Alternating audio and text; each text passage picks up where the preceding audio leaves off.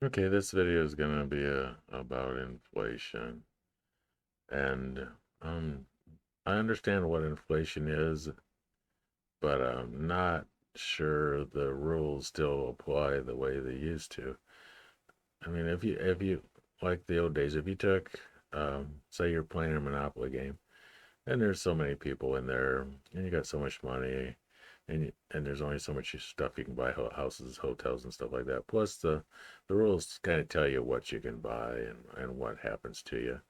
But you're kind of self-contained there, and there's just a little bit of stuff you can buy. So, and the prices are set. But in the real world, if it's like there's so many people, yeah, there's a lot of people, but it's self-contained. The there's no 1%. It's kind of, there's some people who get paid pretty well in the middle class, and there's poor people. So there is a difference in the pay, but it's not as drastic as it is today. So back then, somebody, you went out and bought a refrigerator or so, and you got, three or four different brands to choose from.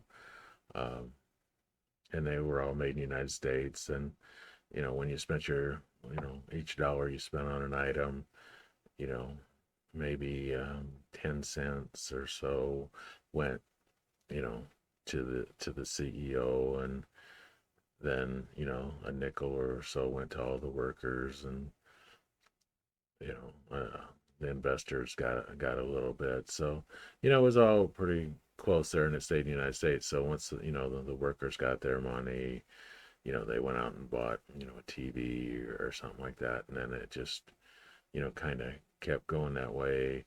You know, the CEO and the executives got, a little bit bigger share of, percent than the individual workers. And there were some outside people and companies that got some too.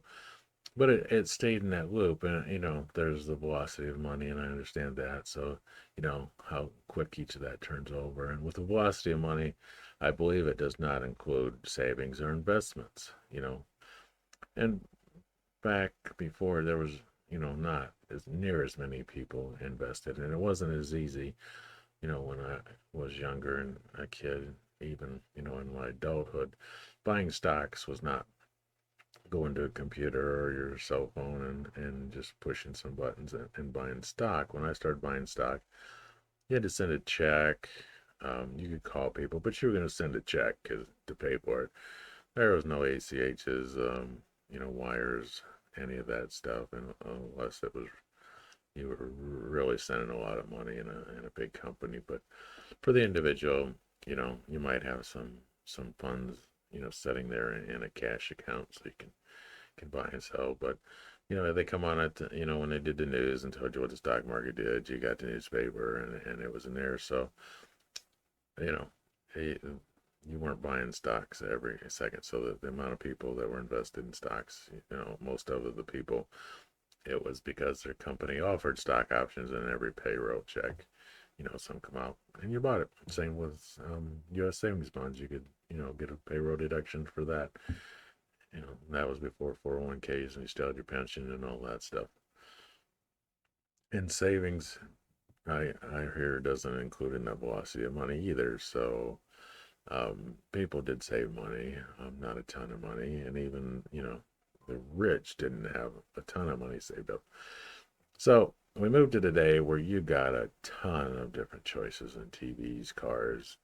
Cars you had, three or four, five maybe, but it broke down to the big three here. But there were some other ones that came and went.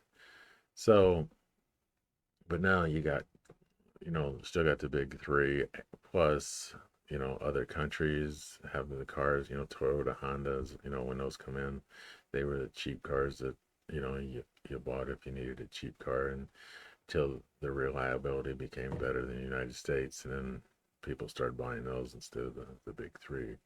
But, TVs, appliances and stuff, pretty much still made here, and the, pay gap, I'm sure, was widening, and things like that. But today, I mean, you have so much stuff that you can buy in each category. plus very little of it's here in the United States. And, the pay gap is so much bigger between the executives and the working people at the companies. So, if a dollar is spent now and the executives, get half of that, the workers, maybe a quarter, and the other quarter goes outside the country now. So the ones that go outside is not going back to, in our loss of the money. Jeff Bezos and his hundred and some $billion. I mean, he's not taking that and spending it, so it's savings. It's going into investments. Now more is in investing because it's so easy. Everybody is buying. Not everybody. Everybody should be, but there's quite a few now that are buying stocks and crypto and stuff like that.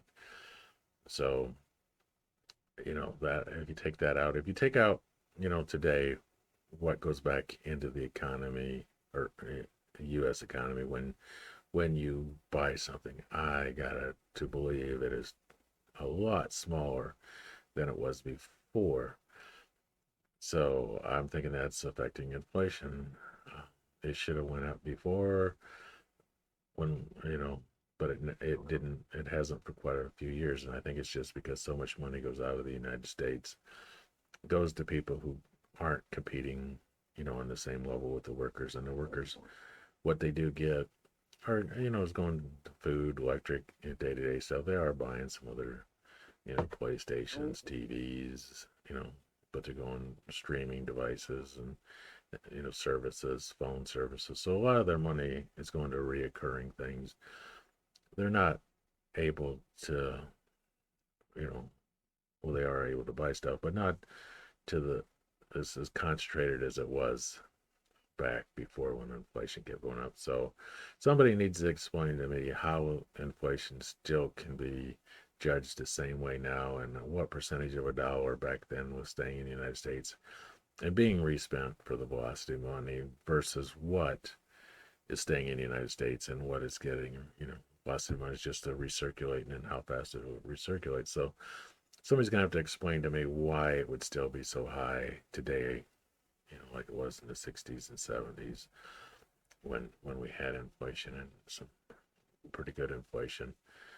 Um, I just don't understand. I understand about inflation and it's money chasing products and goods, and the federal government's printing money like crazy, so you're pumping all this money in and you're just sending people checks, and they should be chasing products and services, but there's just so many more to choose from. If you decide, a TV or it's too expensive, there's so many to choose from. You can go into a smaller category. It wasn't like black and white TVs, and 19-inch was a great TV.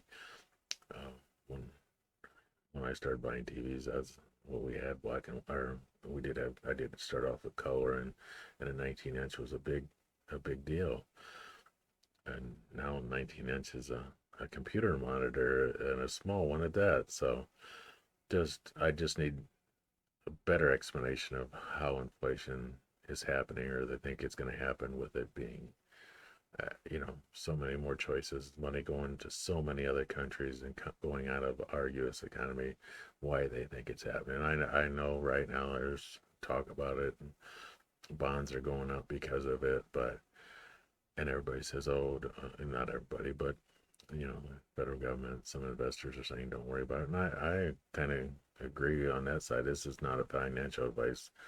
Do whatever you think's best for you. I just don't see why it's going to happen or at the same level and that it has in past. So thanks for listening to me ramble. If you have any insight on to why they think inflation is going to happen, and if you know how much money stays in the U.S. economy versus going out. I know the company I work for, we try to make it here in the United States, but with competition, if they start importing it from another country and it's cheaper, we have to compete or we're going to lose the business. So as much as we'd like to, and that is an advantage because you don't have the lead time when it's made in the United States that you do getting it from overseas and somewhere else. We can react quicker. You know, we make it, we deliver it the same day sometimes, so or the next day, sometimes the latest. But so people in some cases are willing to pay for that, but a lot of times it comes down to price and quality a little bit. But we sell to people who are gonna resell it, so you know, as long as their customers are happy and not complaining to them about the quality, you know, they're mainly going price if they can get an extra buck out of the thing they're selling because they used our product or somebody's product. You know, that's what they're looking at. Besides just quality, if they're getting complaints, they don't want that. But so, you know, you're forced to go out. You know, no matter how much you want to make it in the United States, it's based on what you know the consumers doing. If the consumers would go back to saying it has to be made in the United States, you know that's going to be the driving force.